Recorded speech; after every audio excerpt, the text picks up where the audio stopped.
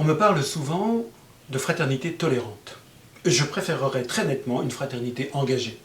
La tolérance est un bon aiguillon qui m'empêche de me replier sur moi-même et qui m'oblige à être attentif aux autres dans un vrai respect. Pourtant, la tolérance est problématique pour au moins 3 raisons, et je voudrais aujourd'hui m'arrêter sur 2 parmi ces 3 raisons.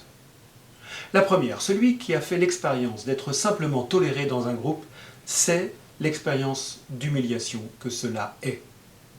Et la deuxième me renvoie à un événement que j'ai vécu avec des jeunes Africains et des jeunes Européens.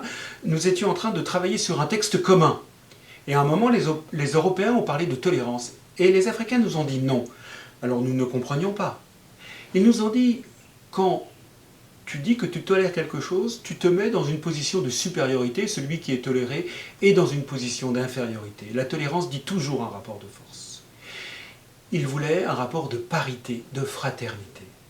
Oui, je vous propose plutôt une fraternité engagée.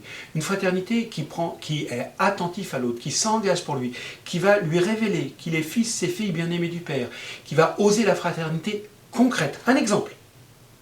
Une fraternité engagée récemment. Une jeune femme qui a perdu sa mère me disait que pendant 8 jours, tous les soirs, des chrétiens de son quartier lui ont amené un repas pour elle, son mari et ses 3 enfants. Voilà une fraternité qui est bien plus que tolérante, qui est une fraternité engagée.